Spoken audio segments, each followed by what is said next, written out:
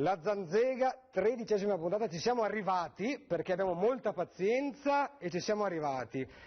Siamo arrivati a questo appuntamento che io ho desiderato già dai primi passi di questa nostra avventura, perché fondamentalmente sarà anche per il mio background esistenziale. Io fui uno di quei, diciamo, sprovveduti che finito il liceo si iscrisse al DAMS di Bologna nel lontano 1994, peraltro laureandomi anche molto velocemente e diventando un ottimo precario di questo mondo. Devo dire che però mi ha salvato forse la radiofonia, perché non c'entra niente col cinema, però in qualche maniera evocava delle atmosfere che erano per me molto cinematografiche. Dico sempre, quando si parla davanti a un microfono in uno studio radiofonico è come fare una seduta allo psichiatra, è come per chi suona uno strumento. Ciao Ivo, benvenuto. Ciao. Oggi mi sento molto Asterix. Adesso capite perché siamo invasi dai galli. Esatto, infatti approfitto perché presento per la prima volta la Zanzega mio fratello Mirko, qui con noi questa sera. Ivo e Mirko Gallo, grazie Mirko di esserci. Mi ricordo quando mi facevi l'animatore alla proposta Estate ragazzi all'oratorio. Sei assolutamente identico e mi rincuora. Vuol dire che grazie per il complimento. L'esperienza salesiana ci mantiene giovani in qualche modo. Ok, detto questo, io farei un bel giro di questo tavolo che oggi è carico di, come dire, di visioni, possiamo dire di visioni, di esperienze, belle esperienze, quasi tutte venete, salvo un'esperienzina pordenonese che però è molto al confine con la nostra regione, da dove trasmettiamo. In realtà la Zanzega è visibile in 3 regioni. Allora, ringrazio quelli che hanno postato i messaggi su Facebook, i messaggi privati su Facebook, che mi hanno chiesto un sacco di cose interessanti. Vedo che cominciano ad arrivare tanti artisti, Ivo, lo dico a te che magari potresti darmi una mano su questa cosa, che vorrebbero portare qui la loro esperienza.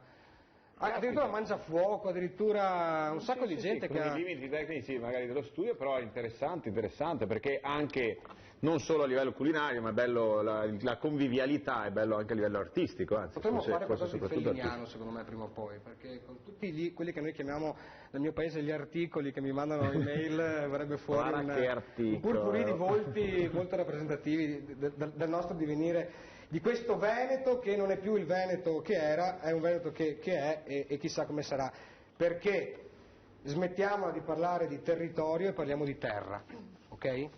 Non siamo una popolazione, siamo un popolo. Vabbè, non so perché ho detto questa cosa, ma volevo dirla da molto tempo. Allora, iniziamo dalla mia destra, iniziamo con Emilio, grazie di essere venuto, in rappresentanza di un festival bellissimo, interessantissimo, che si svolge a Padova, che è il River Film Fest. Sì. Benvenuto con noi. Grazie, che dire del River Film Festival? Devo fare la cronistoria? No, semplicemente lancia un payoff e poi approfondiremo. Io lancio un appello, direi, più che un playoff. Un appello perché siamo nati 8 anni fa e io sono convinto di una cosa, e di questo, guarda, sono veramente convinto: quando nasce un festival è una conquista per tutti. Muore un festival è una sconfitta per tutti. Una perdita. Una perdita. Il festival nasce anche grazie al contributo determinante della Berlinale, perché nasce lì, insieme alla London Film School e la Svenska Film Institute, ma nasce anche come scommessa fatta al precedente sindaco di Padova, Flavio Zanonato, che a un certo punto si era accorto che non è soltanto costruendo muri che si risolve il problema del conflitto sociale, bensì bisogna costruire ponti, quindi, zattere di salvataggio. Grazie a Zanonato il cinema si è sviluppato. Io lo ringrazio. Ora, però, perché dico un appello? Perché non è sicuro, da più parti, mentre ero a Berlino fino all'altro ieri, mi sono arrivate 5 telefonate della serie: il River Film Festival non si fa più. E chi è che lo dice che non si fa più? Chi è che lo dice che non si fa più? Si fa, spero. Certo che si fa, certo che si fa. E lo dico chiaramente a tutti, o con le buone o con le cattive. Qualcuno qui mi conosce molto bene e sa che quello che prometto poi lo faccio. Per cui, se si sogna qualcuno di sfrattarci da quel luogo, troviamo un altro, che se lo tolga dalla testa, perché il River Film Festival nasce al Portello e muore al Portello, e dal Portello non se ne va. Oh, mi piace questo piglio. Chiaro questo. Sono contento perché vuol dire che c'è gente che si dà da fare e ci crede, questo è importante. E poi credo che ci sarà molta gente che ti dà anche una mano in questa tua battaglia il mio di sopravvivenza, diciamo. È un appello. Allora, io continuo, poi ne entreremo nello specifico di cosa hai combinato in questi 8 anni insieme ai tuoi ragazzi. Abbiamo con noi Viviana, che rappresenta il Lago Film Fest, che viene svolto in una location meravigliosa che è il comune di Revine Lago. Benvenuta. Grazie. Sono contento che io vi vedo, sono cliente del vostro festival abituale ogni anno. E finalmente vi ho visti anche girare per i campielli e le casette di sassi, adesso vi vedo proprio a vis-à-vis, e quindi per me è un grosso piacere avervi in studio, tanto quanto Carlo, con cui ci siamo interfacciati prima anche di questa venuta trevigiana. Certo. Grazie per l'invito. Speriamo che insomma il verbo si diffonda in qualche maniera. Assolutamente, sì.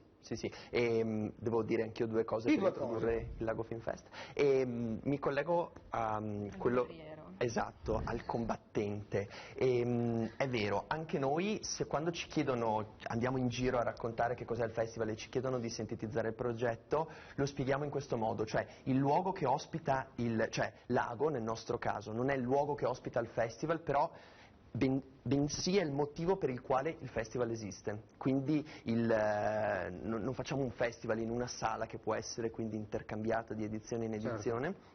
Però tutto quello ovviamente lo facciamo in un'ottica internazionale, quindi portiamo stimoli che raccogliamo in giro per l'Europa durante l'anno, li portiamo lì in un piccolo borgo di 1000 abitanti dove l'anno scorso sono arrivati 15.000 non clienti però sostenitori, perché chi viene al festival poi ci permette di esistere. Certo. Quindi, e mettiamo in relazione questo contenuto con il tessuto sociale, umano e antropologico del luogo. C'è uno sposalizio tra il festival e la comunità in cui si svolge. Assolutamente, si chiama Lago Film Fest, non a caso il festival, perché Lago è il nome del lago e anche il nome del paese. Quindi siamo un festival di cinema indipendente, e quando ci chiedono cosa vuol dire essere indipendenti, perché è la prima domanda che ci fanno, perché è un aggettivo anche molto abusato, noi abbiamo il privilegio di essere completamente concentrati sul contenuto di quello che facciamo, quindi non abbiamo relazioni, aderenze da mantenere, ma siamo poveri e felicissimi di quello che facciamo. Questa l'indipendenza, l'autonomia rende liberi in qualche maniera. Assolutamente. Poveri ma liberi, questo è molto bello. Esatto. Penso che tu, Esther, sia completamente d'accordo con quello che ha detto Carlo, e anche tu ti impegni in questa squadra giovane a portare avanti questo messaggio. Esatto, questo è il mio 5º anno e collaboro con loro dal 2009-2010 e è un'importante sfida, nel senso che ogni anno mi danno la possibilità, così come ad altri volontari, di migliorare, di acquisire capacità e conoscenze nuove, quindi è un grande progetto, è un grande bagaglio, esatto. Benissimo, alla mia sinistra, alla vostra destra, c'è Don Elio, grazie di esserci. Don Elio, che rappresenta proprio quell'immagine che tutti abbiamo sin da piccoli della gestione di una piccola sala, possiamo anche dire una sala parrocchiale nella fattispecie, dove tanti di noi sono stati iniziati alla visione, al cinema, alla fantasia, no? E con fatica si portano avanti queste piccole sale. Certo, più che piccola è, potremmo dire, una monosala, e questo è, diciamo, il problema, quindi possiamo fare solo un film alla volta, e quindi siamo un po' schiacciati da tutte queste multisala che ci circondano a Treviso e Mestre. Però, questo credo è il fatto più significativo, questa sala, come altre simili, era data per spacciata fino a qualche tempo fa, da anni predicevano la nostra morte, e invece a ottobre siamo passati al digitale, che è quel passaggio necessario per il cinema, se non lo facevate, se no si finiva l'esperienza. E il pubblico sta aumentando, e quindi siamo ben vivi e siamo qui. E questa è una bella cosa, perché la mia esperienza, come dicevamo prima scherzando, è nata proprio in quella sala teatro, cinema dell'oratorio, dove tu iniziavi a suonare, io iniziavo a chiacchierare, e siamo cresciuti là. Il fatto di sapere che un giorno queste sale vengono chiuse è un dispiacere non solo per chi l'ha vissute, ma è una perdita anche in quel caso di una comunità che vuole crescere insieme alla propria comunità. Raffaella rappresenta un'istituzione pordenonese, possiamo dirlo, perché Cinema Zero è un vettore carico di contenuti da molto tempo, e in particolare c'è anche un festival estivo. Esatto, c'è un festival estivo, si chiama FMK, quest'anno 14ª edizione, che nasce e continua una lunga tradizione di un festival che prima si chiamava Filmmaker al Chiostro.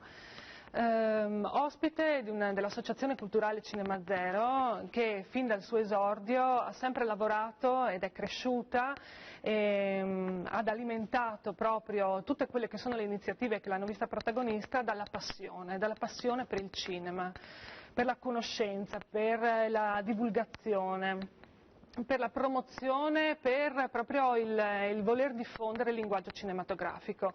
All'interno di altri festival che sono già presenti nella grande famiglia di Cinema Zero, che sono le Voci dell'Inchiesta e le Giornate del Cinema Muto, nasceva proprio l'esigenza di lavorare con i filmmaker, con chi il cinema lo fa, lo vuole provare, l'ha già provato, ma vuole cimentarsi con qualcosa di diverso, di più asciutto, con i corti che sono una misura particolare.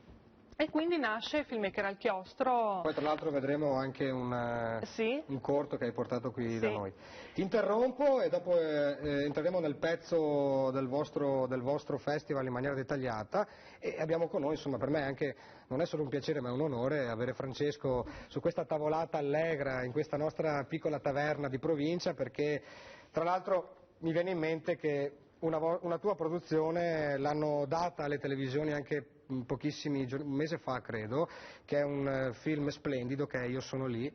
L'ho riguardato con grande emozione, nonostante l'avessi già visto. Devo dire che li fanno sempre a mezzanotte meno un quarto, però per fortuna li fanno in qualche maniera. Grazie di essere qua, io non so neanche come definirti in qualche maniera. Contento io di essere qua, perché quando si parla di cinema in questa regione, in questa terra, come dici tu, per me non è altro che una gioia. E non a caso su questa tavola ci sono, la storia e i segnali nuovi, no? Cioè, Cinema Zero è la storia di questo territorio, come il cinema di Mogliano, giusto? Monosala, eccetera. E poi ci sono i ragazzi giovani che si sono inventati in 7-8 anni un festival decisamente forte, innovativo, vero e con una personalità molto densa.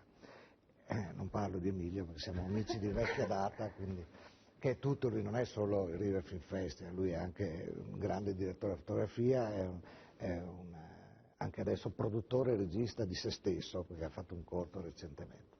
Quindi parlare di cinema in modo ampio, in questo senso, io sono altro che felice.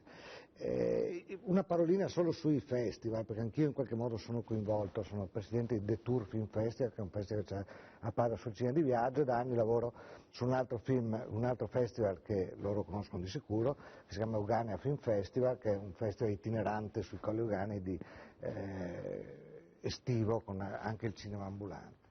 Oggi i festival svolgono la funzione che una volta svolgevano tanti monosala o tanti cineclub. Cioè l'unico modo che abbiamo noi di vedere il cinema oggi non è più la sala, perché in sala non arriva il cinema, arrivano sempre le produzioni stesse commerciali, certo. Esattamente. Tutto il resto invece passa attraverso i festival, quindi per i ragazzi giovani conoscere i festival e frequentarli è ossigeno puro, perché senza i festival, se tu togli i festival da un territorio, hai eliminato di fatto il cinema, questo è importante, oltre a qualche combattente residuo unico e raro, però, capito? È un problema reale. Salviamo i festival. Dopo parliamo anche della distribuzione, certo. Ma loro oggi hanno anche l'onere in realtà della distribuzione, hanno una grandissima responsabilità i festival. Francesco, grazie, noi facciamo una piccolissima pausa, la Zanzega in versione cinematografica torna fra pochissimo. Eccoci ancora in diretta in questo sabato, il sabato della Zanzega, con i fratelli Gallo. Simpatico, molto simpatico. Mai quanto te, caro Lele, oh mio Lele. Sono uno degli ex giovani più simpatici del nord-est Italia. Scusate, giusto, ci diamo un po' di autostima ogni tanto. Allora, oggi parliamo di cinema, parliamo di queste realtà importantissime per le nostre terre, che sono appunto i festival, dove diceva Francesco, illustre rappresentante, posso dire da Iole Film alla fine, sì, che è una delle case produttrici più importanti che abbiamo in Italia, che produce cose appunto che vanno al di fuori dei multiplex, quindi questo era un po' l'obiettivo della nostra discussione. Quindi parliamo di quel tessuto che cresce con fatica, molte volte con anche scarsi mezzi dal punto di vista economico.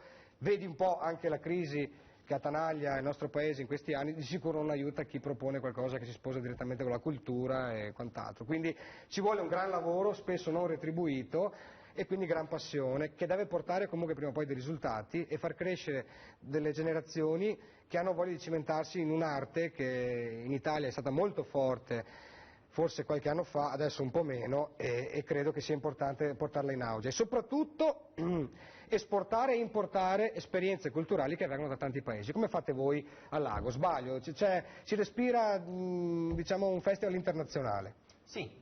Da tanti punti di vista, quindi sia il cinema che portiamo, l'anno scorso, quest'anno dobbiamo ancora chiudere la selezione, però l'anno scorso abbiamo ricevuto più di 2000 film da 86 paesi del mondo, quindi noi non lavoriamo ancora da questo punto di vista in maniera analogica, quindi simbolicamente per noi è molto forte il fatto che da 86 paesi del mondo 2000 registi abbiano spedito una busta nel piccolo ufficio postale di Lago. Dall'anno prossimo poi ci convertiremo, però questo per dare un'idea di quello che arriva proprio dal mondo.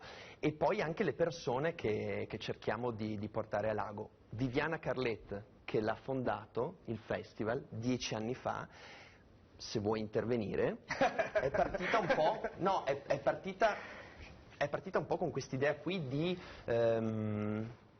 portare a Lago le cose, di portare a Lago quello che non si sarebbe, no? esatto, che vedeva in giro, giravi e vedevi che non si sarebbe potuto... Sì, no, mi rendevo conto che non era solamente, diciamo, il progetto iniziale non era solamente circoscritto al cinema, bensì era una visione un po' più ampia.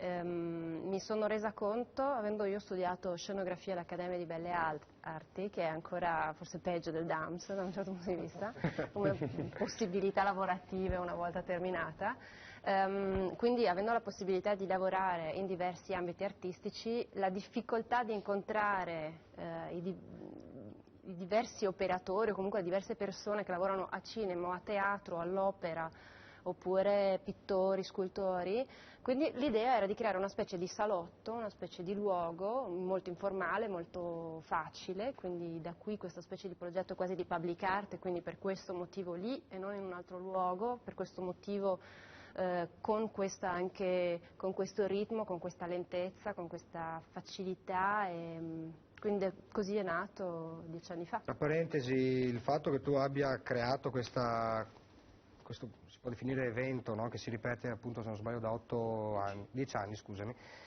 io ne avrò visti credo 4 o 5, è anche un modo per portare della gente a vedere dei posti che difficilmente vedrebbe, al di là, voglio dire, dei contenuti del festival. Uno si immerge in un'atmosfera anche per qualche giorno che è davvero unica, e mai vai a pensare che vicino a Tarzo, vicino a Vittorio Veneto c'è questa oasi splendida, tra l'altro poi che ha anche delle altre cose al di fuori del festival molto belle da vedere, e quindi chi viene anche da lontano, secondo me, vive un'emozione intensa tout court, nel senso che prova delle emozioni che si sposano in questo caso col festival, ma ha la possibilità di nutrire la propria anima, mi viene da dire questo. Ma perché si pensa sempre che ci sia qualcosa di più bello e di migliore fuori, e quindi siamo sempre portati, l'erba del vicino è sempre più verde e non ci rendiamo conto di che cosa abbiamo a casa. Quindi io sono tornata a casa un po' per fare i conti con il mio passato, la mia tradizione, il mio paese, però mi sono resa conto tornando che il mio paese era molto più bello di altri luoghi, o comunque diverso, e quindi per questo motivo speciale, quindi ho detto non ho nulla da invidiare agli altri, anzi vorrei che le altre persone venissero a Lago. Ci sei riuscita? Credo che abbia costato anche delle fatiche e dei sacrifici, perché nulla nasce in maniera semplice, più sacrificio c'è, più risultati si ottengono. Però non sarai così masochista comunque, okay. Cioè, voglio dire, poi anche questa cosa della crisi, sono 10 anni che c'è la crisi, per noi non è mai cambiato nulla. se vogliamo, è più stimolante. Più stimolante. Sì, poi è logico, sarebbe bello essere ricchi, che ci fossero in avere più Italia fondi, i più... soldi, cioè che quei discorsi bellissimi che venivano fatti sull'importanza dei festival non fossero fatti solo da noi qui, che per quanto nobile sia questo contesto, però anche insomma da persone che magari possono avere capacità, potere decisionale per quanto riguarda l'erogazione di contributi, proprio per dare ossigeno a realtà come la nostra, che, come dicevamo prima, è un po' una lotta. Certo, noi viviamo un po' per noi. Quello che diceva prima Lele, che appena laureato pensava di avere spazi, poi in realtà non sono trovati perché è stato precario fin dall'inizio. A parte che nel cinema sono tutti precari, sì. cioè è il mondo più precario che esiste. Però in realtà succede anche che noi veneti soprattutto siamo sempre molto silenziosi, stiamo al nostro posto, non mettiamo mai, come dire, stimoli eccessivi nelle istituzioni reali, per cui i finanziamenti hanno dei canali storici che da lì non si muovono, ma non è vero che non si può tentare di cambiare queste canalizzazioni, non è così secco. Io recentemente ho scoperto che in Anica, per esempio, esiste, cosa che mi ha stupito da un lato e entusiasmato dall'altro, come dire, è chiusa, i produttori, l'Anica, l'istituzione più importante di produzione, e tutti si immaginano una roba gigantesca. In realtà sono una trentina i produttori di Anica, perché tutti i piccoli si sentivano troppo piccoli per entrare dentro in Anica. Per cui io da buon vecchio, con un altro amico di Bologna e altri 2 o 3, abbiamo costruito un gruppo tra i 12 e i 20, e che dal 1° gennaio ci siamo iscritti tutti in blocco all'Anica. Allora, quando arrivano quasi il 50% degli iscritti nuovi in un anno, perché di questo si tratta, qualcosa in realtà si può cambiare, no? Se invece stai ad aspettare che le cose cambino, non cambia mai niente. Questo è vero. Cioè la sfrontatezza, che non è una caratteristica veneta, però dobbiamo un pochettino Però noi personalmente, pigliarcela. poi si può sempre crescere e migliorare, però noi ci proviamo. Ecco, cioè, io ne faccio di confusione, non sono silenzioso pur essendo veneto, quindi è vero il discorso della precarietà. Io ho fatto il DAMS a Padova addirittura, quindi perché una volta ai miei tempi c'era solo però io Bologna, poi. non l'ho mai terminato, quindi orgogliosamente l'ho fatto, ho preso quello che si poteva prendere, perché in realtà è una scuola molto interessante il DAMS, però l'ho fatto a Padova. Ci proviamo, è vero. Va anche detto che richiede delle energie combattere contro dei canali fossilizzati, poi adesso non voglio parlare male di nessuno, perché in realtà abbiamo degli appoggi istituzionali che ringraziamo, però ma non per noi, proprio per il progetto. Cioè Viviana è la prima generazione, lei ha iniziato 10 anni fa, io sono arrivato dopo, a metà del percorso, e dopo insieme a tutti gli altri abbiamo iniziato a fare più confusione, perché in realtà siamo un festival di cinema, però stiamo diventando una piattaforma e sviluppiamo progetti durante tutto l'anno, e Esther in qualche modo è la nuova generazione, perché ha iniziato, che frequentava l'università, come volontaria, e adesso come volontaria? No, ha iniziato all'università che era ancora studentessa come volontaria del festival, e adesso insomma è entrata a pieno titolo nello staff, e in questo modo ci permette di investire in bellezza quest'anno, quindi Grandissimo Carlo. Allora, lanciamo la vostra sigla, così la vediamo, perché è un filmato di animazione, tra l'altro. 2 parole, è un'animazione brevissima che è nata, cioè che è stata sviluppata da un gruppo di persone che si sono conosciute attraverso il Lago Film Fest e che adesso fanno progetti anche di altro tipo insieme. È un'animazione il cui completamente originale, quindi animata, realizzata a Lago e musicata, il testo è stato completamente Made in Lago, e sintetizza un po' quella che è la nostra filosofia. Perfetto. Richiama un po' Liza Minnelli e il cabaret. Lanciamo dalla regia la sigla del Lago Film Fest.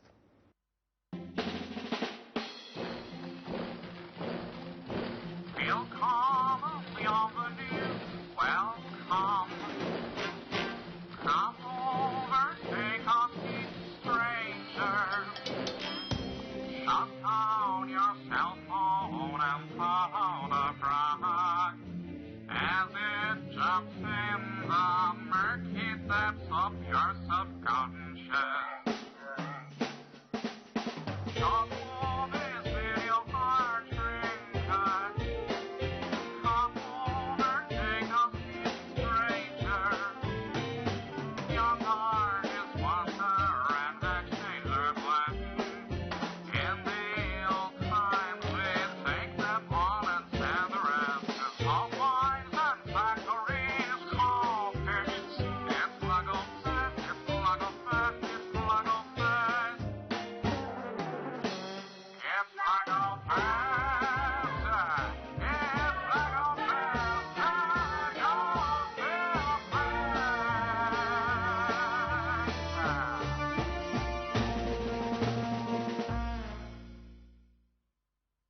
la sigla della precedente edizione del Lago Film Fest, molto bella, sono stati molto bravi. Sì, tutta la squadra, Marco De Benedictis, Nicola Lunardelli e Mattia Coletti, che cito per... Certo. Aggiungo, sempre a proposito di video, questa qui era la sigla ufficiale. Abbiamo poi fatto anche un video virale, che adesso non vedremo, ma che insomma è reperibile online, di cui siamo molto orgogliosi perché è stato un tentativo, un esperimento riuscito di promuovere il festival attraverso canali diversi. Abbiamo creato questa collaborazione con un gruppo di satiristi e abbiamo creato una parodia del video che aveva fatto questo video post-apocalittico prodotto da Casaleggio. Forse vedremo qualcosa dopo. Ok, e abbiamo fatto una parodia, in 48 ore eravamo su Repubblica.it, 22.000 utenti in 48 ore, quindi insomma siamo... è entrato. Ed è una cosa che è nata dallo stesso gruppo di lavoro, però su un canale diverso. Benissimo, tra parentesi, allora, perché alla fine ci sono molte persone che magari ci stanno guardando in questo momento, che, perché no, avrebbero anche la velleità, il desiderio, l'ambizione di partecipare a un festival come registi, come filmmaker. Credo che questa esperienza sia aperta alla gente che, no? Quindi ci sarà probabilmente un form da compilare, un modo, un indirizzo a cui spedire qualcosa. Poi potete darci qualche dettaglio? Sì, due cose importanti. Sì. Lagofest.org, ci sono tutte le informazioni, quindi non mi dilungo, e abbiamo una sezione del concorso interamente dedicata ai film veneti, quindi abbiamo allargato poi da 4 anni questa definizione, quindi sono film di registi veneti che però hanno girato non per forza in Veneto, oppure film di registi stranieri che hanno deciso di ambientare le loro produzioni in Veneto. Quindi e poi altra cosa, scadenza il 1° marzo, altra occasione per chi ci sta ascoltando, abbiamo un premio dedicato a Rodolfo Sonego, storico sceneggiatore veneto, con un premio di 1.000 euro in palio per la miglior sceneggiatura, quindi è un'altra cosa anche questa in cui crediamo molto. E tutto questo lo troviamo in lagofest.org. Ivo, bisogna che ci organizziamo in realtà, perché voi lo sapete che noi abbiamo delle velleità... Abbiamo i nostri corti, diciamo così. Io sono anche corto come persona, però diciamo che... infatti, ma perché comunque alla fine... Dicevo, io ho fatto il DAMS appunto, non è che quelle cose poi te le dimentichi, quelle cose che si facevano, mi ricordo che ci facevano montare con la pellicola al tempo, adesso è una cosa un po' obsoleta, però in qualche maniera serviva, ti edifica, no? Come il pittore che inizia a dipingere guardando il manichino di legno, per lo stesso motivo, insomma, sono cose che ti restano. Allora, facciamo una breve pausa, poi berremo qualcosa e poi Don Elio parleremo un attimo di cosa combinate in questa sala a Mogliano Veneto. A fra poco con la Zanzega, sì.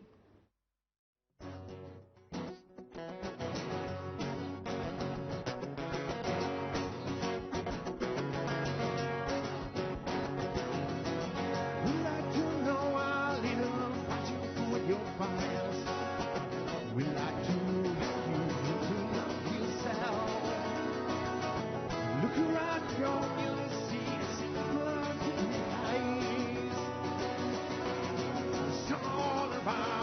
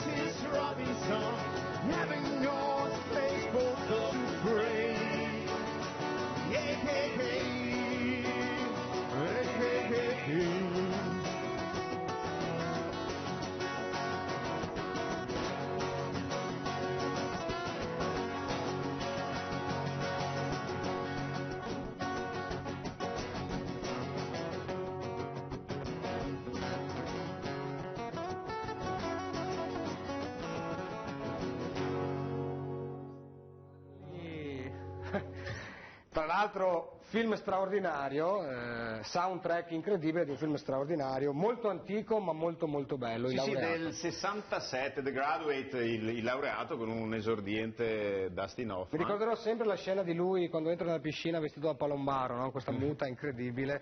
È una scena lisergica, mi viene da dire, no? In cui se hai bevuto 2 bicchieri in più, ci vai dentro su quel pezzo, ne esci folgorato. Ottima scelta. È bello ricordare che famosa è diventata l'Alfa Romeo, era sì, l'Alfa Romeo rossa, la Duetto, giusto? La Duetto. Usata, Esatto. La famosa corsa verso la chiesa, poi a piedi per fermare il matrimonio della sua amata, e quindi una macchina italiana, diventata famosa per un film di Hollywood, che tra l'altro ha preso anche un Oscar, candidato a 7 altri Oscar, ha preso 5 Golden Globe, 5 BAFTA, cioè Pluripremiato. Come ci diceva tra l'altro il buon ingegner Cristiano Curzi qualche puntata fa, era il periodo in cui ovviamente il Made in Italy era in auge a livello motoristico e di design in tutto il mondo, tempo in cui insomma il nostro brand funzionava molto di più.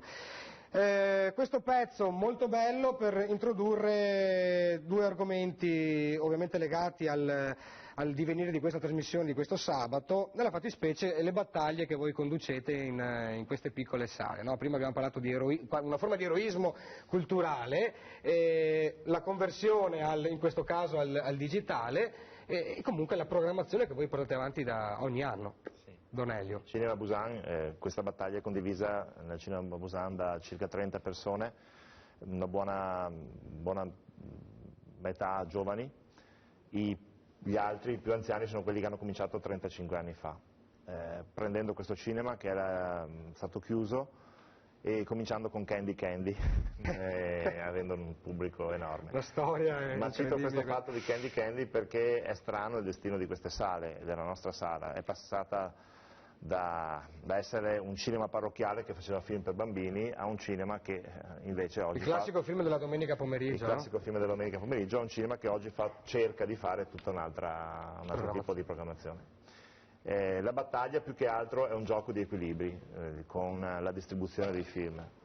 I film non si trovano al supermercato, bisogna in qualche modo averli, e il gioco sta nel saper proporre una programmazione settimanale che sia rivolta a un pubblico diciamo il più ampio possibile, cercando di non prendere magari le cose peggiori ma le cose migliori, e saper poi proporre a questo pubblico ogni tanto anche i fine settimana, ma specialmente durante la settimana, altre pellicole, altri film, altre proposte, magari di distributori infinitamente più piccoli, meno potenti, ma che realizzano a volte film straordinariamente belli, straordinariamente anche interessanti. E questa è un po' la sfida diciamo, che portiamo avanti di settimana in settimana. Quindi passiamo dal grande film, se posso citare, che ne so, grande film, non grande film, ma insomma con il pubblico enorme, non so, per fare soldi un po', che cosalone, ok, Sonia Catinelle, passiamo poi al distributore che ti arriva con la sua valigetta e che ti presenta il film, che ti vende il film. Promuove proprio il suo lavoro. Promuove il film.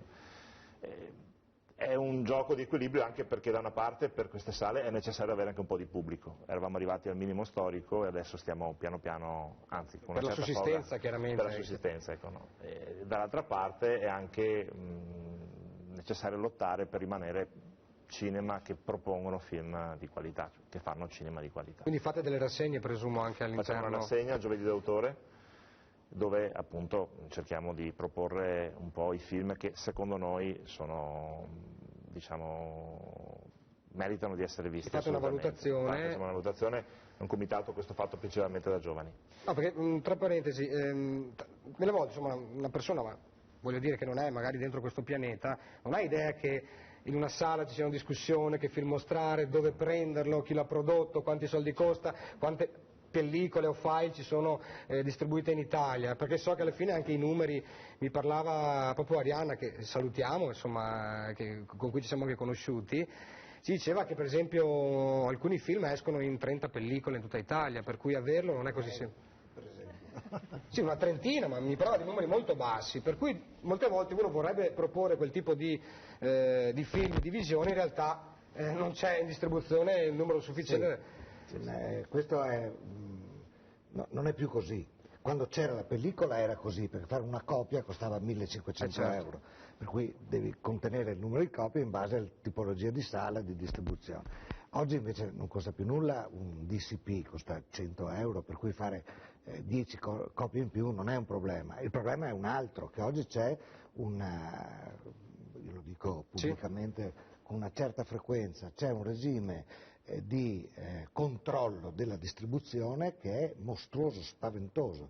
Cioè esistono i grandi distributori, le multinazionali, quindi quelli come dire, che vanno nei multisala, e poi di fatto c'è una realtà che si chiama Circuito Cinema, che è gestita da Lucky Red e BIM, per cui solo i film loro passano, hanno le priorità nei monosala e nei cinema piccoli. Gli altri hanno una strettoia terribile per arrivare, per cui tu arrivi, a me è successo a Natale, di un cinema di Milano che voleva il mio film, ma l'agente lombardo voleva metterlo in un'altra sala, fatto che sono rimasto col cerino in mano, non è andato né da una parte né dall'altra. Cioè il mercato lo giocano gli agenti territoriali e le grandi distribuzioni.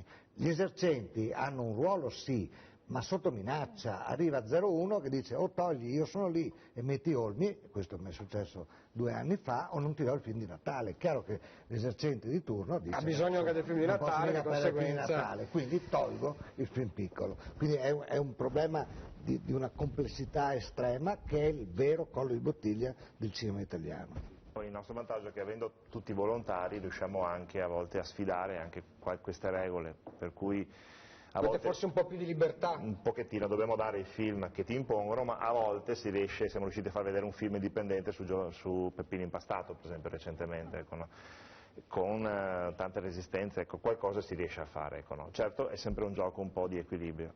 Ma quindi l'arrivo di questi file al cinema, diciamo, che rendono la cosa molto più fluida, non hanno quindi permesso una maggiore libertà di espressione? No, perché è ancora controllata, ma bisogna rompere una barriera. Perché vedo che il digitale in televisione ha permesso una polverizzazione, quindi una distribuzione. Con la sala è pazzesco, perché se tu esci un giorno con 30 copie, vengono scaricati i file, la settimana dopo puoi avere 60 copie, perché la stessa cassetta, chiamiamola così, va in un'altra sala e la prima sala si trattiene il film. Per cui è un sistema strepitoso per aumentare la distribuzione delle copie di film piccoli indipendenti, però c'è una barriera della distribuzione. Una lobby, diciamo, classica lobby potente, un potentato che blocca. Cioè, far arrivare il film alla sala è molto più semplice adesso, il problema è che è farlo non programmare, il problema è farlo proiettare. È anche più facile toglierlo, no?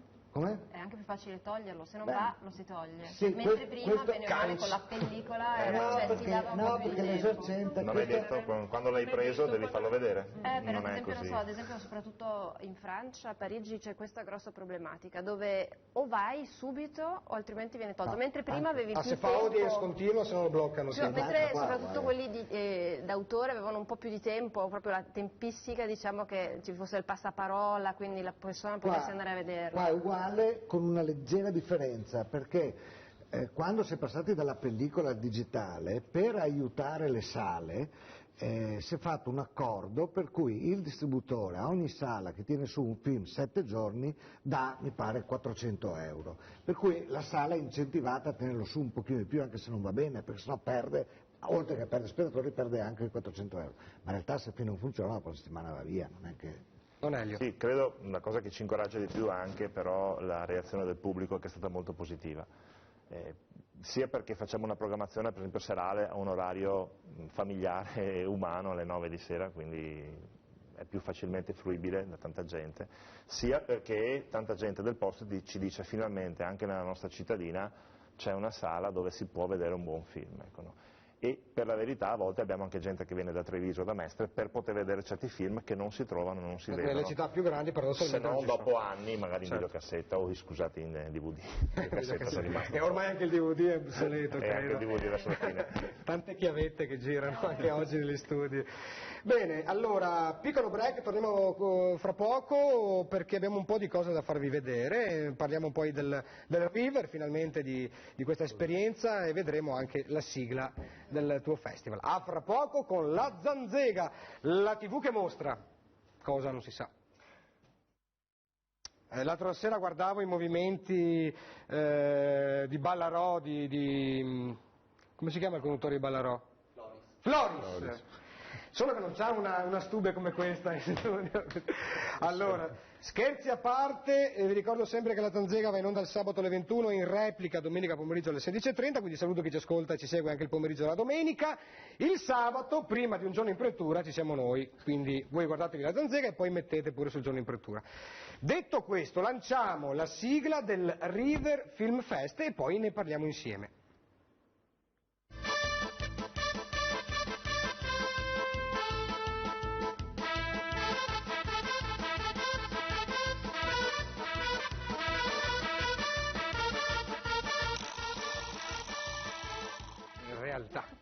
Eccoci qua, no, bellissimo.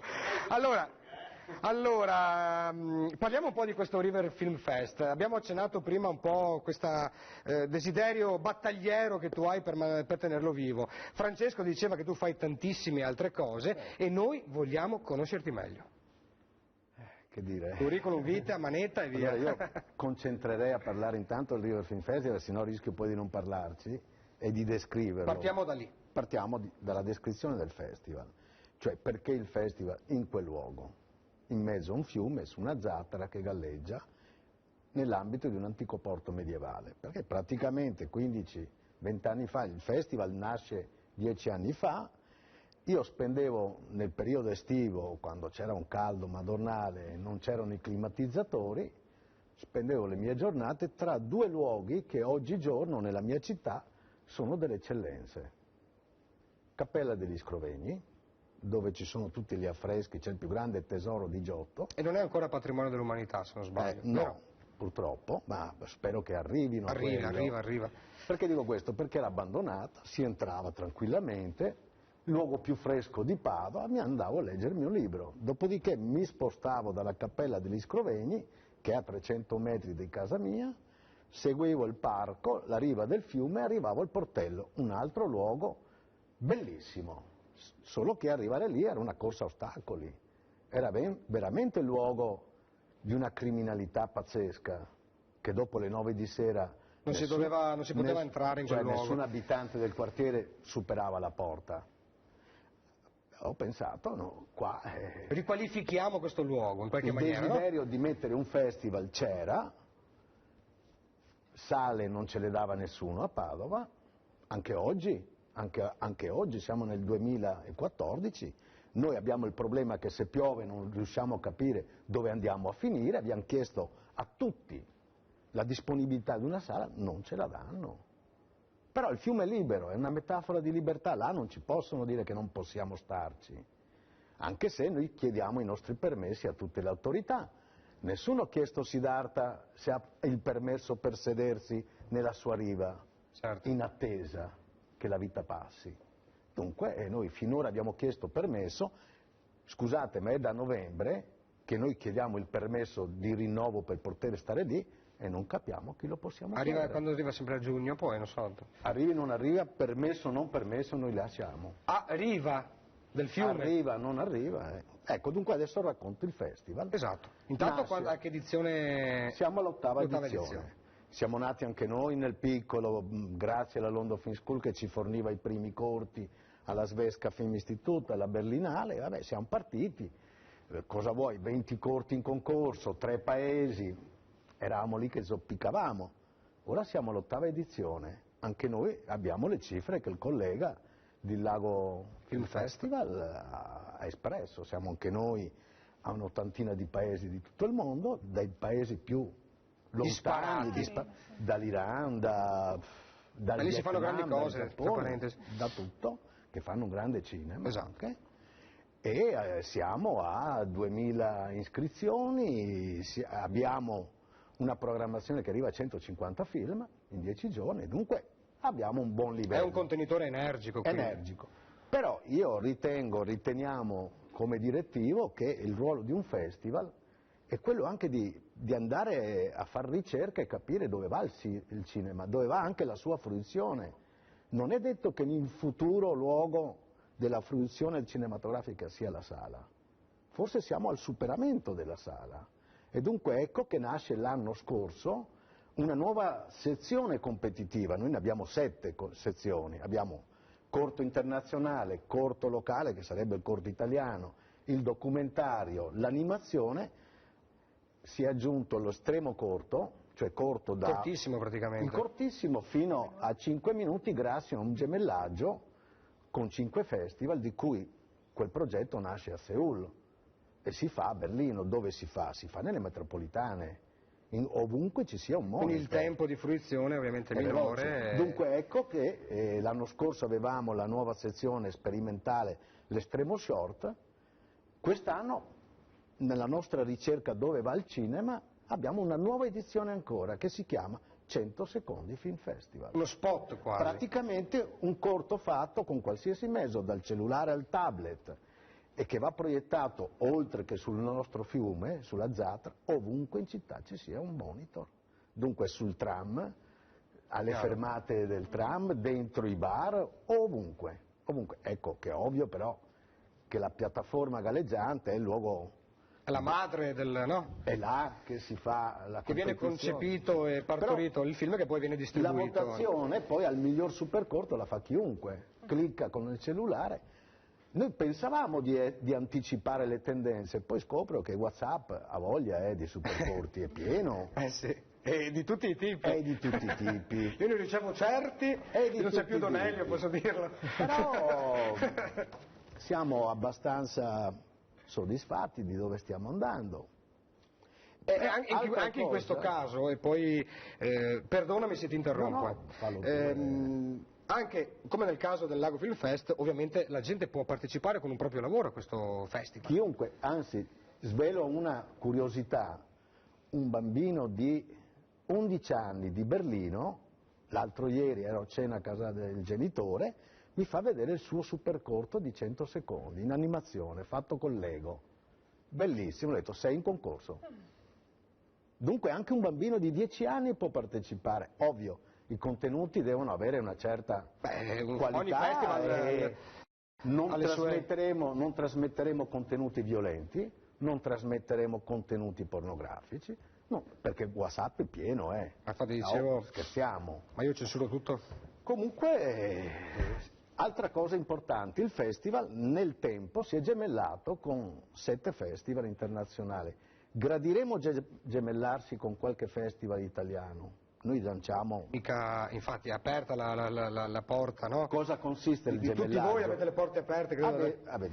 Noi siamo gemellati con Teheran, con Porto, siamo gemellati con Ismailia in Egitto, siamo gemellati con Lud, che è in Polonia, siamo gemellati con festival a Stoccolma, gradiremo gemellarci con festival italiano. Dunque lancio la proposta al Lago Film Festival.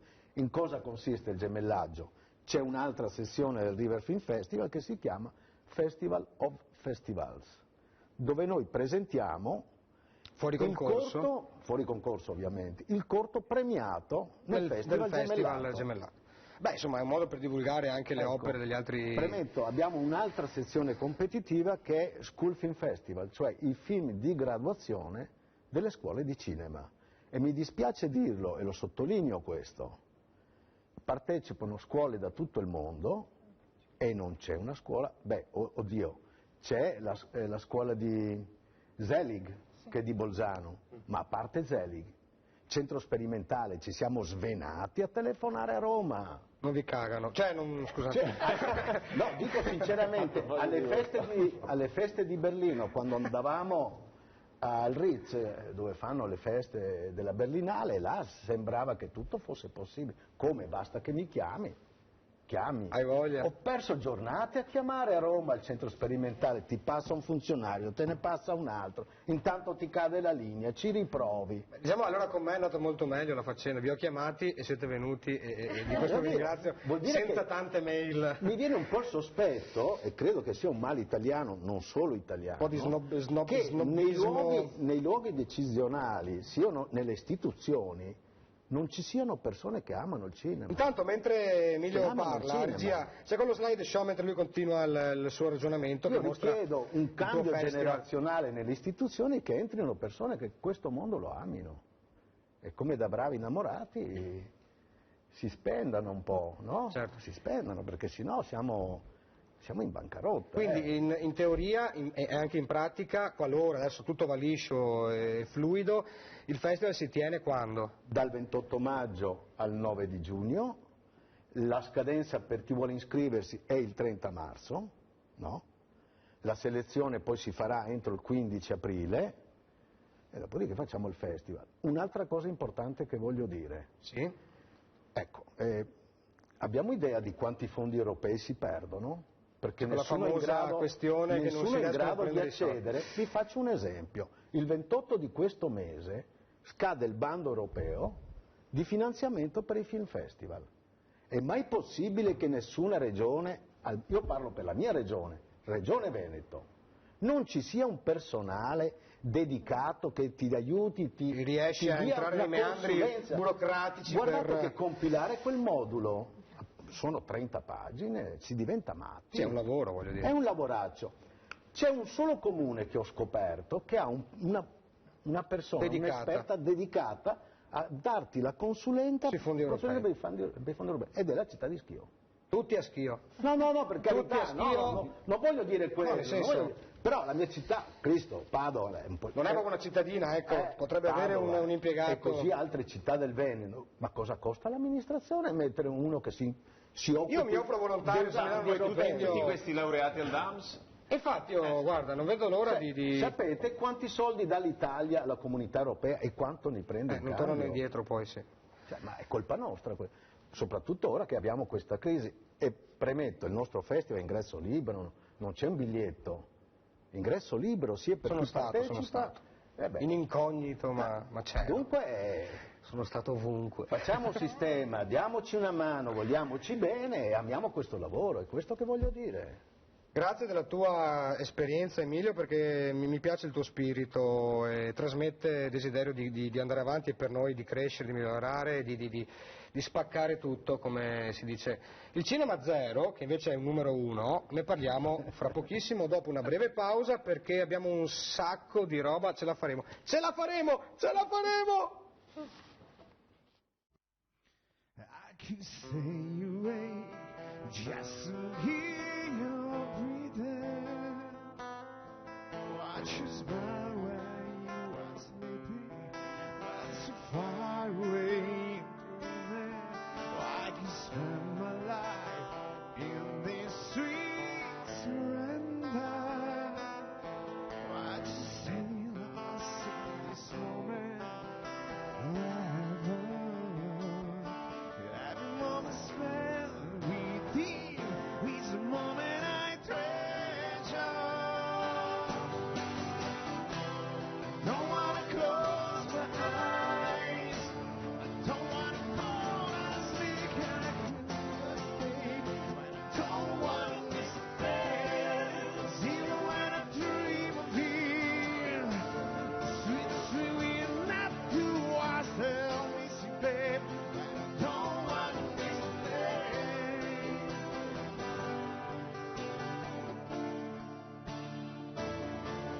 Lying close to you, feeling your heart beating. When I wonder what you're dreaming, wonder if it's real. Secret, and then I kiss your eyes, and thank God we're together. Once when I say we'll be in this moment forever, forever and ever. Don't wanna close my eyes. Oh, I don't wanna fall asleep 'cause I miss you, babe. And I don't wanna miss a day. 'Cause even when I dream of you, sweet and sweet, we never do ourselves, miss you, babe. And I don't wanna miss a day.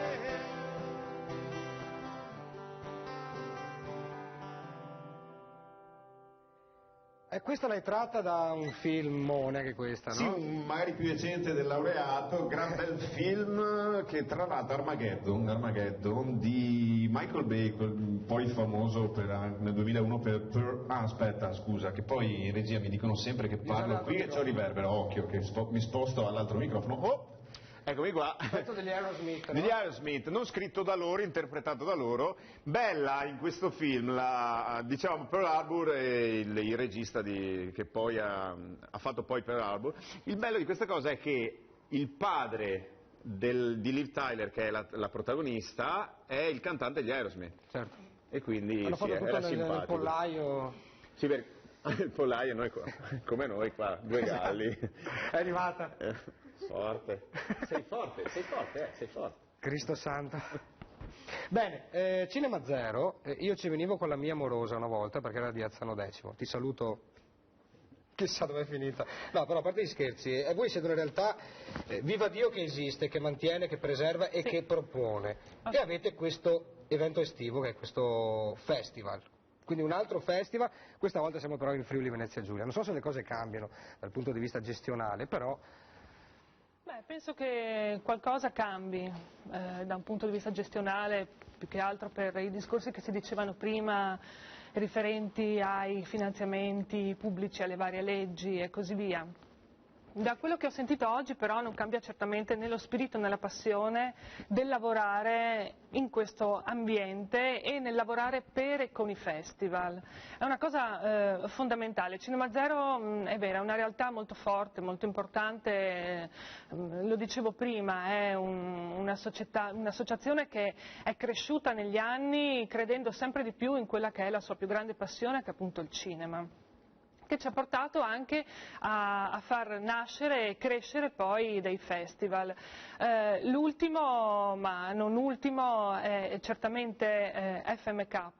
Nasce 11 anni fa come rassegna, non come festival, si chiamava Filmmaker al Chiostro proprio perché siamo ospiti di un luogo davvero speciale, bellissimo, incantevole, che è il Chiostro di San Francesco, in Piazza della Motta a Pordenone. Luogo davvero suggestivo, che raccoglie le persone che vengono a vedere i nostri film, ma che raccoglie anche noi nella comune volontà di portare avanti ancora questo tipo di progetti.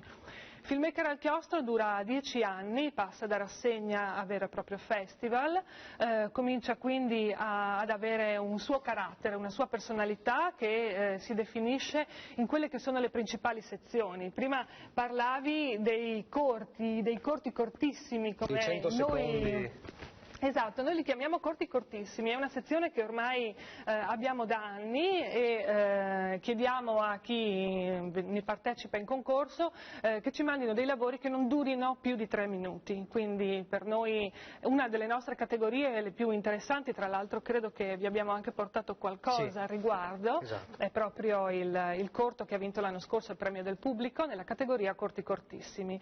Abbiamo iniziato a lavorare appunto sui corti di fiction e documentari, dividendoli tra corti fino ai 15 minuti e corti cortissimi fino ai 3 minuti, ma poi abbiamo cominciato a lavorare molto con grande passione proprio per 2 categorie speciali, che sono l'animazione e l'horror, una delle parti che ci contraddistingue di più, che è seguitissima da parte di un pubblico ormai affezionato che ci aspetta con trepidante attesa nella notte horror, ma anche da parte dei filmmaker che hanno l'occasione di far vedere dei lavori che difficilmente potrebbero trovare altra collocazione, quindi abbiamo veramente moltissimi filmmaker da tutto il mondo che ci propongono dei loro lavori nell'horror.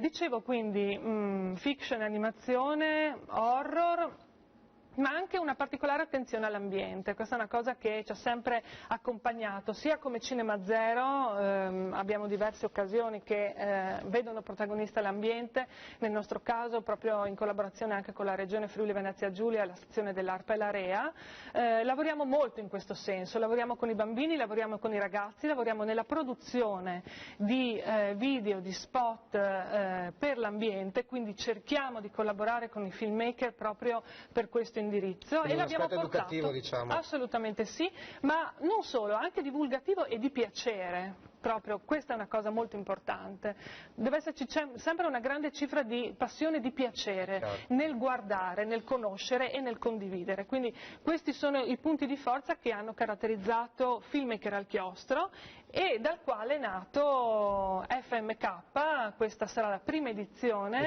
Con questa nomea nuova, diciamo. Assolutamente sì, ma anche con delle forti novità nell'ambito del concorso e della struttura proprio del festival. Io lancerei proprio la sigla anche vostra, in questo caso regia, la sigla dell'FMK.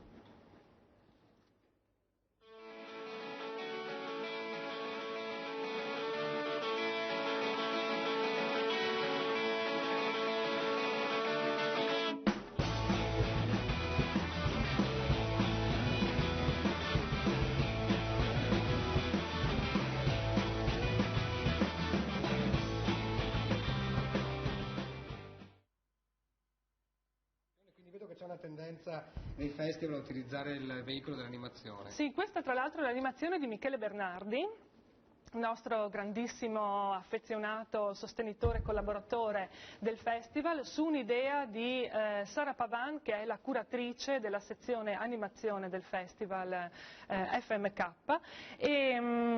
L'anno scorso era proprio il titolo del corto è Mitosis e voleva essere benaugurante proprio per la germinazione di nuovi esseri da una cellula che si moltiplicano. Ecco, questo è uno degli aspetti forse più importanti per noi, quella proprio della contaminazione, della varietà, del voler mostrare perché vogliamo conoscere e vogliamo partecipare. Quindi l'appello che rivolgiamo, anche noi il 25 aprile chiudiamo le iscrizioni, quindi non c'è ancora tantissimo tempo per candidare i propri lavori. 25 aprile chiudiamo le iscrizioni per quest'anno. Data meravigliosa tra l'altro. La data della liberazione, ci liberiamo Cinema tutti, libero. liberiamo i corti che entreranno quindi in quella che è l'ultima fase della selezione che tutti noi conosciamo bene essere alle volte davvero molto dura e molto impegnativa. Le date del festival quest'anno saranno proprio in virtù di queste novità che ci contraddistinguono. Prima era un appuntamento settimanale che si svolgeva in 5-6 settimane, da questa nuova edizione invece avremo un appuntamento introduttivo il 22 luglio e poi il festival troverà un suo spazio più omogeneo, sempre ospite del favoloso chiostro di San Francesco, dal 29 luglio fino al 2 agosto. Okay. Quindi queste sono le nostre date. 25 è comunque la data ultima per... 25 aprile, data ultima per... Paolo, se fai qualcosa col tuo iconoscopio, mi raccomando, 25 aprile. Assolutamente, il sito è fmkfestival.it, troverete il regolamento, naturalmente in italiano e in inglese, perché anche noi siamo assolutamente aperti a tutti i paesi che si vogliano candidare. L'anno scorso il corto che ha vinto è stato un corto iraniano, nella sezione invece horror ha vinto un corto islandese. E davvero è, come dicevate anche voi prima, meraviglioso proprio questo, cioè la varietà dei filmmaker che si propongono, ma anche è molto interessante vedere qual è la risposta del pubblico rispetto a quelli che sono i lavori che arrivano da altri paesi. Accusiamo anche noi un po' la sofferenza italiana, di una mancanza di risposta da parte dei filmmaker italiani, anzi credo che sia un appello che posso rivolgere io come FMK, ma anche a nome del Lago Festival, del River Festival: mandateci i vostri lavori. Attenzione perché sto arrivando. Mandateci i vostri lavori, conoscete le date di scadenza di tutti, quindi davvero per noi è molto interessante. Me lo mando a tutti, faccio un copia e incollone, me lo mando a tutti, chissà che magari... Ma sì, Marcassa, facciamolo vedere, dai. Scherzi a parte, hai dato il sito in modo tale che uno possa avere... fmkfestival.it. Allora, noi facciamo un break, la trasmissione sta arrivando verso la parte finale, vedremo qualcosa, perché giustamente parliamo di cinema e dobbiamo vedere qualcosa. E il prossimo, momento che dedicheremo in questa trasmissione al cinema si sposterà in Lessinia per qualche istante. A fra poco la Zanzega, la TV che... Vedete un po' voi. La Zanzega, seconda parte, come sapete noi facciamo una sorta di festa di fine cantiere, una festa che si fa meno in questi ultimi anni, però la cosa bella, e ci torniamo perché insomma forse molte volte il cambiamento di orizzonte esistenziale delle nazioni, delle società, delle comunità porta anche a un cambiamento necessario e utile a tutti. Infatti era una festa molto importante perché a fine di un cantiere, diciamo, tutti si davano una mano, quindi non so, io mettevo parte della mia maestranza, qualcuno metteva dei materiali, alla fine una casa si costruiva con delle pietre di fiume, proprio di torrente, e poi ogni qualvolta qualcuno aveva il bisogno di costruire la propria casa, tutti gli altri davano all'occorrenza una mano. In cambio una festa, una cena, un momento di gioia, di cibo, di allegria. Per cui voglio dire, era una cosa che esulava totalmente dall'idea di business, di denaro che abbiamo oggi, e forse lo spirito ideale che noi vorremmo affrontare, sempre sulle orme del buon Calvino, come dicevamo, è quello di riuscire a collaborare il più possibile. Io, nel nostro piccolo, pur non essendo chissà chi, siamo delle normali persone della provincia, siamo persone qualsiasi, parlo di noi del programma, non di voi ospiti che avete già un respiro diverso, però il fatto stesso che ogni qualvolta tanti escono da questo studio, alla fine, al di là della messa in onda di quello che è successo, di quello che sarà, e si scambiano queste relazioni, si scambiano il numero di telefono, le email, e ho visto che anche in quella puntata, secondo me molto bella, che abbiamo dedicato a questi ragazzi che producono design e quant'altro, che lo vendono nel mondo, che si danno da fare anche con pochi soldi, due di queste realtà si sono unite. È una cosa che mi ha... Io ho sempre lavorato anche per le radio molto popolari, no? Ero uno speaker di Radio Bella e Monella per tanti anni. Mi ricordo che quando mettevamo in onda le dediche degli ascoltatori che ci chiamavano, ed erano tantissime, numeri impressionanti, si parlava di 400.000 ascolti al giorno, una radio regionale. Insomma, quando si sposavano era una cosa, non so raccontarvi l'emozione, la cosa divertente, perché mi chiamava Franco di Villafranca, che dedicava una canzone, non so, Romeo and Juliet, Dire Straits, a Luigino di Pordenone. Così andava. E lui fa, ma perché devi dedicare a Luigino la canzone, no? E lei fa, perché lui ha fatto un casino. Praticamente è perché non ho coraggio non ci siamo persi di vista, non ho il coraggio di bla bla bla. Insomma, alla fine lei sentiva, perché poi lui chiamava l'amico che lavorava con lei e accendevano la radio apposta, sentivano la canzone, comunicavano, quindi senza le email eccetera, senza WhatsApp e quant'altro, e arrivava un giorno, io credo di averne tra virgolette sposati almeno una trentina in 7-8 anni. Poi ovviamente mi chiamavano al matrimonio come DJ, gratis ovviamente, e vabbè, facevo festa con loro, però era bello come proprio l'emittenza, quando viene vissuta come essa deve essere vissuta, quindi non come un grande lancio economico, come chissà cosa, ma viene vissuta con la gente in maniera naturale, spontanea, succede che due vengono ospiti qua e fanno un'azienda insieme. Questa per me è la più grande soddisfazione finora di quello che stiamo facendo, con uno spirito anche delle volte semplice, normale, legato a tante tradizioni del Veneto, del Friuli del Trentino Alto Adige, ma sempre cerchiamo di lanciare un ponte verso il futuro. Quanto ho parlato? Tantissimo. Tantissimo, bene. Allora direi che è giunto il momento di guardare questo video che ci arriva dai ragazzi dell'Ago Film Fest. Alla Zanzega!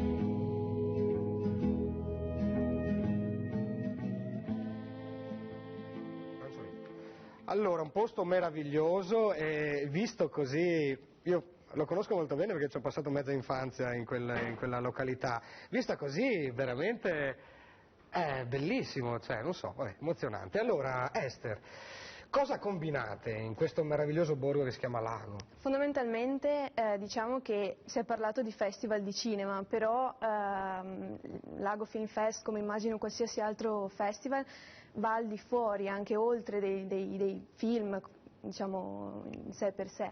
Infatti la caratteristica più importante, secondo me fondamentale per un festival del genere, è creare un ambiente sinergico in cui quindi registi, artisti, musicisti si possono incontrare, e il video un po' l'ha riassunto, no?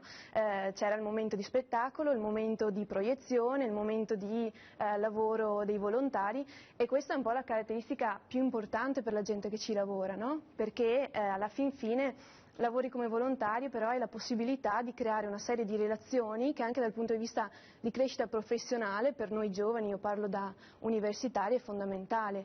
Quindi non è più solo un lavoro generico, però è più che altro un entrare in un ambiente molto vasto.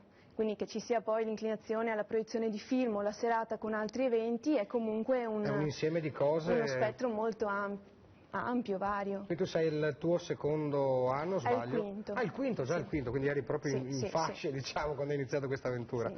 E questo può essere un trampolino per... no?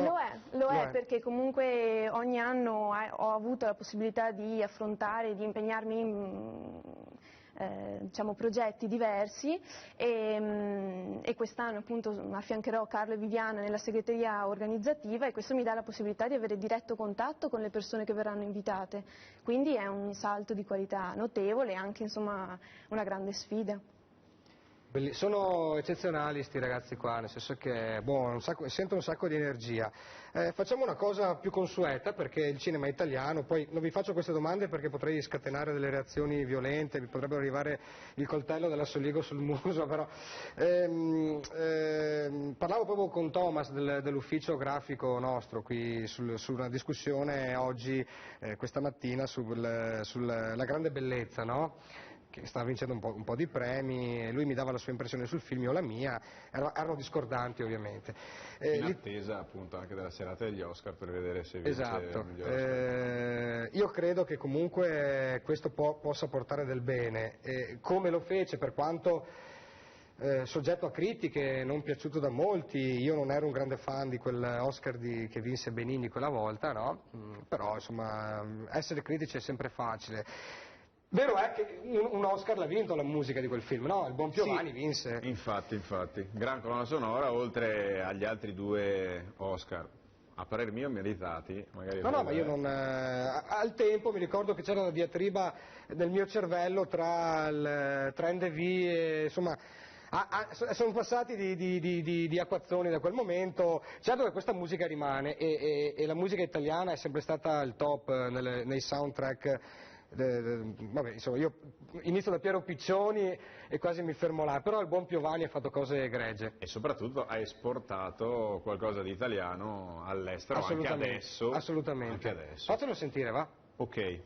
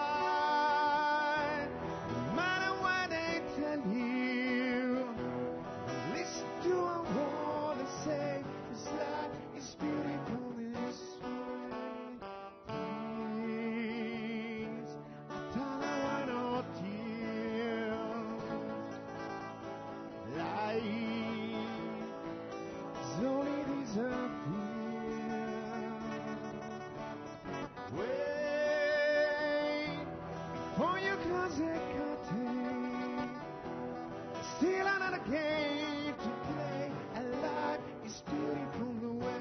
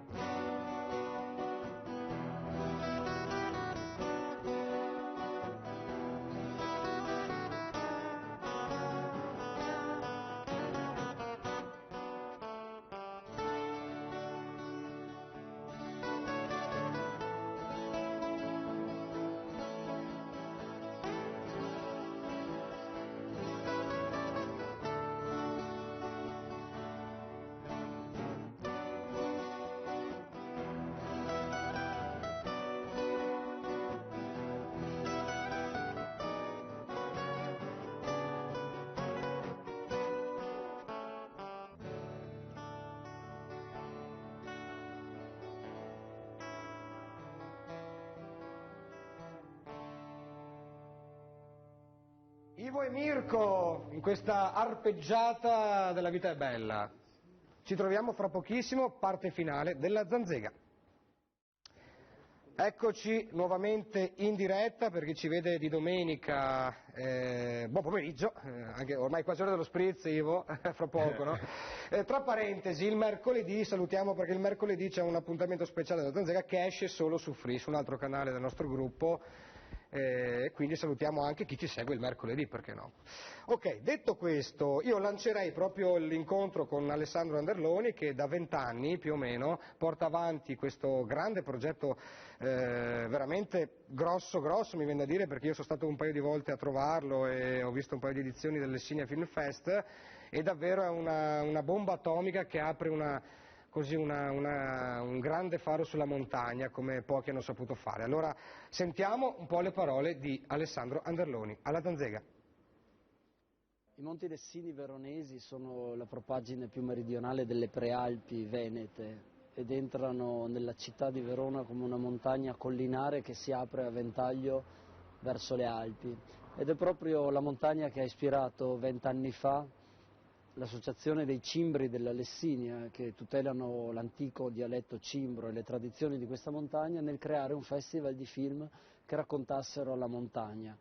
E fin da subito è stato chiaro che la montagna che interessava a noi era la montagna dei montanari, di chi non va in montagna estemporaneamente per imprese sportive o per avventure, di chi non cerca la montagna della cartolina, di chi non cerca soltanto il folklore, ma chi vuole entrare nelle storie di chi vive in montagna, nelle difficoltà del vivere in montagna, nei cambiamenti che le montagne hanno subito in questi anni. Il festival è nato quindi come vetrina sulle montagne italiane e poi ha aperto i suoi orizzonti alle montagne di tutto il mondo, diventando l'unico festival nel variegato panorama dei festival che riguardano le terre alte ad escludere per regolamento lo sport, l'alpinismo, l'esplorazione, l'avventura, quelle tematiche che spesso rendono un focus unico negli altri festival di montagna. I nostri attori, il nostro tappeto rosso è per i contadini della Val d'Ultimo, i pastori dello Zanskar, i boscaioli sugli Urali, le grandi distese della Patagonia, naturalmente le montagne europee, i Pirenei, le nostre Alpi, gli sconosciuti Appennini, entrare dentro quei luoghi che vengono raccontati poco. Il festival è cresciuto tanto da diventare adesso una delle manifestazioni a livello europeo più importante su questo tema. La scorsa edizione 66 film da 27 paesi con più di 20 anteprime italiane hanno confermato una ricerca nei cataloghi cinematografici di tutto il mondo che ha portato cortometraggi, documentari e film di animazione per 10 giorni di proiezioni a Bosco Chiesa Nuova. Ed ecco che arriviamo nel 2014 alla nostra 20ª edizione. Ed è il coronamento di un cammino fatto di tante storie, di tanti volti di tante verità, e la nostra 20ª edizione avrà come filo conduttore il tema che è più montagna di qualsiasi altro tema, la neve. Anche se quest'anno la neve stenta a imbiancare le nostre Alpi, noi intorno alla neve, agli inverni, ai silenzi e non soltanto ai panorami da cartolina, intorno a questa tematica metteremo insieme le storie che dal 23 al 31 agosto 2014 per 10 giorni nel Teatro Vittoria di Bosco Chiesa Nuova racconteranno vita, storia e tradizioni in montagna. È l'ultima settimana dell'estate in Lessinia, un'estate che è fatta di concerti, di teatro, di musica, di cultura, e si conclude con questo festival internazionale. Attorno ai film ci sono presentazioni editoriali, ospiti naturalmente, una rassegna letteraria con una grande libreria dedicata alla montagna, escursioni e un programma speciale dedicato ai bambini e ai ragazzi, un festival dentro il festival, ogni pomeriggio per 10 giorni, film, laboratori, giochi, sempre intorno alle tematiche e soprattutto quest'anno intorno all'ospite d'onore, la neve. Ecco che l'invito a salire in Lessinia a fine agosto è per scoprire questa montagna anche poco conosciuta, che è sempre stata un po' fuori dagli itinerari classici del turismo, preferita ad altre mete, ma soltanto per chi cerca un turismo rispettoso, attento, lento, che vada alla ricerca dei segni di una storia meravigliosa. Sui pascoli di questo altopiano che si allarga verso la pianura, che guarda la pianura come un ventaglio dolce, sinuoso di prati e di malghe di pietra. L'invito al Film Festival della Lessinia non sarà soltanto per scoprire le montagne di tutto il mondo presentate al festival, ma per scoprire anche la bellezza della nostra Lessinia. Presentazione efficace di questo festival che compie 20 anni proprio quest'anno e che, a differenza, Emilio, del River, qui si parla di montagna.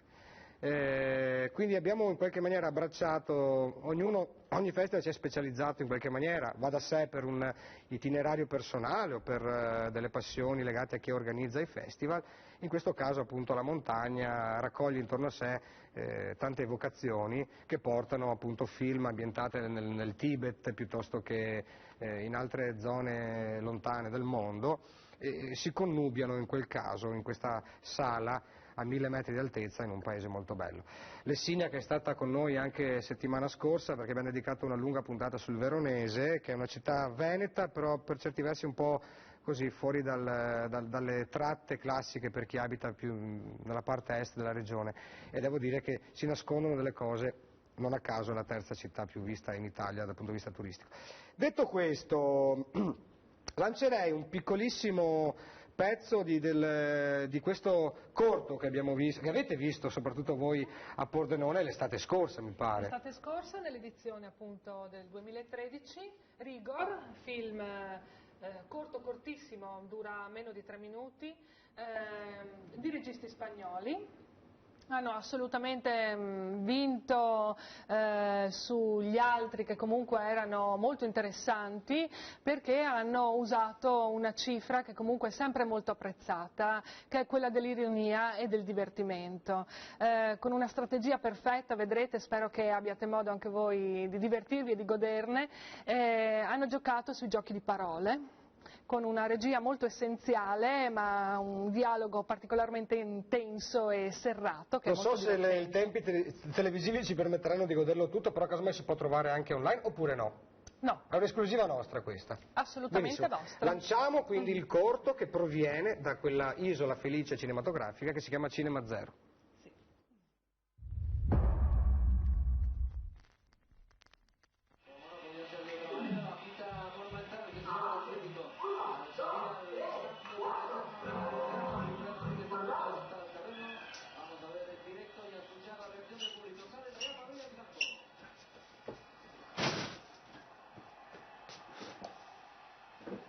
¿Qué pasa? ¿Por qué tanta prisa? No te lo vas a creer.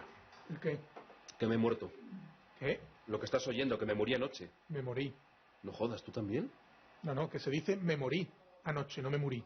¿Qué coño me estás contando, tío? Pues lo que te digo siempre, que hablas fatal. ¿Quién dice me morí? La primera persona del singular del pretérito perfecto simple de indicativo del verbo morir es yo morí. Yo morí, tú moriste, él murió. ¿Tan difícil es? Vamos a ver, me comen la polla por debajo del culo las conjugaciones verbales. ¿Te das cuenta de lo que te estoy diciendo? Que me he muerto, que ya no soy persona, que soy ex vivo, ex José. Eso es lo que más me importa a mí en este momento. Bueno, venga, sigue. Eso es, por lo que te estaba contando, que es, ayer estaba cenando con Diego Íñigo en casa. Diego e Íñigo. ¿Cómo? Diego e Íñigo, no Diego y Íñigo. Es lo que te decía antes. Es que tienes que aprender a hablar bien, que no cuesta tanto. Como tu manía del ves. Ves a por una cerveza. Ves a abrir la puerta. ¿Cómo que ves? Ves es del verbo ver. Es ve, sin S. Ve a por una cerveza, ve a abrir la puerta, ve del verbo ir. El imperativo, ve tú, ir vosotros. Me cago en todos tus muertos, Quique. Me cago en todos tus muertos uno a uno. La tabarra que me estás dando, Virgen Santísima. ¿Pero qué te he hecho yo a ti? Vamos a ver. Es que lo haces siempre y me da mucho por culo. Vale, ya sé que te lo tenía que haber dicho en vida, pero es que me toca los cojones. Es como las S de los pretéritos. Fuistes. ¿Cómo que fuiste? No, hombre, no. Fuiste, sin S, que somos ahora, la puta Ana Torroja. Y tú contestaste que no. Coño, que no es tan difícil hablar bien, que todos hemos ido al colegio. Por no hablar del de que de los cojones, que anda que no lo dices veces. O el le y el la, que no pones uno bien aunque te paguen. Que parece que lo haces queriendo. Pero bueno, no me quiero calentar, anda. Sigue, venga, estás muerto y qué más. ¿Y qué más? ¿Y qué más? Eres un hijo de la grandísima puta. Está bien, está bien conjugado, ¿verdad? Está bien conjugado. Vamos a ver. Tú eres segunda persona singular del presente de indicativo del verbo ser, grandísimo superlativo, puta tu madre. Y uno viene aquí porque se ha muerto buscando consuelo en su mejor amigo y se encuentra con esto. Pues te digo una cosa. Tienes suerte de que tenga rebus mortem, porque si no, te iba a cruzar la cara aquí mismo.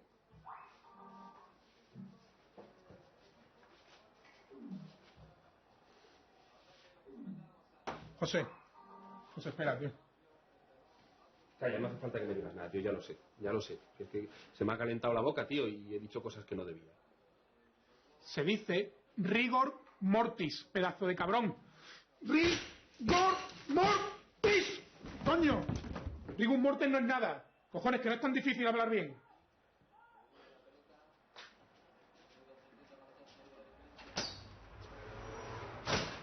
Rigor. Basado en una idea original de José Luis Cuerda. Interpretado por Mario Díaz y José Lozano. Dirección de fotografía de Paco Cintada. Foquista, Consuelo Ramos. Sonido, José Ángel Martín. Escrito y dirigido por David Galán Galindo y Óscar Arenas. Y yo soy Pepe Macías. Y no sé qué mierda hago aquí. Ponme una caña o algo. Eccolo qua. Se avete provato qualcosa di divertente, molto divertente. Questo potete vederlo, cioè questo, insomma, un sacco di cose che arrivano, vedete, da tutto il mondo in questi festival incredibili che abbiamo dietro l'angolo e spesso non sappiamo o ci vergogniamo ad approcciare in qualche maniera. Invece è un modo per stare in posti belli, guardando cose belle e vedendo persone molto belle. Pausa e poi chiusura della Zanzega di questo sabato. Siamo arrivati all'ultimo frammento della Zanzega di questo weekend e Francesco, io volevo lasciarti diciamo, la chiosa della questione perché tu insomma hai una lunga esperienza nelle produzioni e nell'organizzazione cinematografica, insomma non serve più volte citare i lavori che hai fatto ma hai fatto cose molto molto importanti. Ecco, hai sentito quindi spiriti diversi che però sono tutti accomunati da una stessa faccenda che si muove, no? Sì, sai, questo è un territorio, si pensa sempre che il cinema si faccia a Roma dall'inizio alla fine. Non a caso al Lago Film Fest c'è un premio dedicato a Rodolfo Sonego, che è uno dei più grandi sceneggiatori della storia del cinema italiano. E oggi abbiamo parlato prima della Grande Bellezza, che è scritta assieme a Paolo Sorrentino da Umberto Contarello, che è uno sceneggiatore padovano. Mediterraneo, che ha vinto l'Oscar, è stato scritto da Enzo Monteleone, che è uno sceneggiatore padovano. Quindi voglio dire, c'è uno staccamento del Veneto con la storia del cinema che è assolutamente strepitoso. A Padova ci sono 2 cattedre di storia del cinema, a Venezia si laurea di storia del cinema, in teatro. Buon Brunetta è cos'è, padovano anche lui, credo, no? Certo. Registi come, voglio dire, da Salvatore Samperi, che ha innovato in qualche modo un certo tipo di cinema, a Carlo Mazzacurati, a Enzo Monteleone, eccetera, eccetera, eccetera, insomma tantissimi. Quindi è un territorio che ha dato a Claudio Cupellini, ha dato tantissimo al cinema. I ragazzi giovani hanno una fortuna che è quella di vedere i film.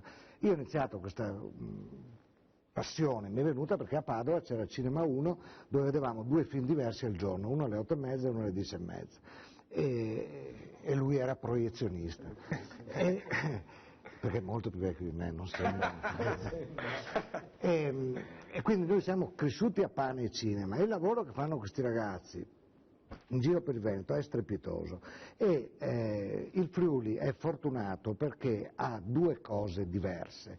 Una è la determinazione di alcuni uomini tipo Piero Colussi o anche Federico Pogliucci, che ha costruito la Film Commission, l'altro perché è una regione autonoma e quindi in qualche modo ha più facilità di destinare gli investimenti. Ma Piero Colussi però, quando ha capito che bisognava fare qualcosa per il cinema in Friuli, si è dato la politica, si è fatto leggere assessore, consigliere regionale, non ricordo, consigliere regionale, hanno costituito il sistema della Film Commission, poi se n'è andato, ha continuato a fare il suo mestiere, ma è andato dentro a giocare la partita. Ecco, forse che qualche ragazzo oggi incominci anche a preoccuparsi di questo nel Veneto non sarebbe una cattiva cosa, cioè non si può stare totalmente scollati da chi governa le cose e magari dire si potrebbe fare di più. C'è una coscienza, dei funzionari regionali, per esempio, che il cinema nel Veneto non è solo arte e cultura, ma porta anche denaro. Io ho dimostrato con i miei piccoli film di aver portato a Chioggia un investimento della regione di 140.000 euro, noi abbiamo dimostrato con Tiramano di aver portato a Chioggia più di 1 milione di euro, senza contare che un film che è stato venduto... La promozione turistica è incredibile. Senza contare è stato venduto in 40 paesi in tutto il mondo, dall'Iran appunto all'Oman, eccetera, agli Stati Uniti, Giappone, eccetera, quindi con conseguenze eccellenti di fenomeno cosiddetto di cineturismo. Chioggia nessuno la conosceva al mondo, adesso qualcuno l'ha vista che esiste e qualcuno va a Chioggia qualche giorno. Allora fare il cinema in un territorio, produrlo è economicamente intelligente. In questo territorio si può fare perché c'è gente preparata, perché ha visto tanti film grazie ai festival, c'è gente che sa fare il cinema perché ha lavorato a Venezia con gli americani, da 007, Il Mercante di Venezia e quant'altri, sono film fatti da ragazzi veneti, e qualcuno è andato anche poi negli Stati Uniti perché la produzione americana arriva, trova quello bravo e se lo porta via. Quindi è un territorio ricco, bisogna che ognuno di noi cerchi di parlare un pochino di più con gli altri, fare un pochino più sistema e sensibilizzare le istituzioni sul senso di questa cosa, perché con la cultura si mangia e come. Fare rete è essenziale, grazie Francesco. Qualche secondo cinemangiando, qualche scena grazie a Dotta, a Francesco Dotta e a Massimo Battistella, vediamola.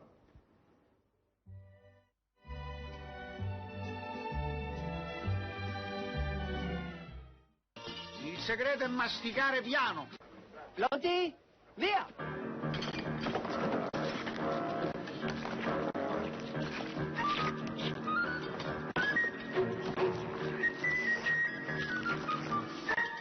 Stile.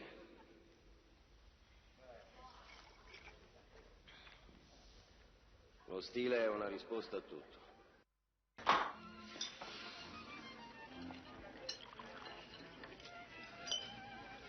Non è il bicchiere giusto, signore.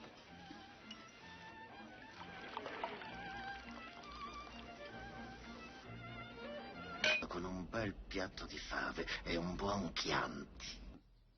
Dovresti lavorare in un'enoteca. Sì, sarebbe un'ottima idea. Hai una gomma in bocca? Io non posso bere, il mio organismo non tollera l'alcol. Sarebbe da farne una puntata su questa, lo sposalizio tra cinema e cibo. Carlo, tu ne sai qualcosa? Hai fatto qualcosa inerente a questo? Approfitto, Carlo, che ti ho citato perché ti saluto. Abbiamo finito. Carlo, grazie di essere stato con noi, grazie Viviana, grazie Esther, grazie Raffaella, grazie Emilio. Grazie Francesco. Ivo, chiudiamo in musica, la Zanzega torna la settimana prossima e faremo una puntata, non vi svelo nulla, molto interessante, spero lo sia, per noi, per voi, per tutti. Ciao, alla prossima, ciao!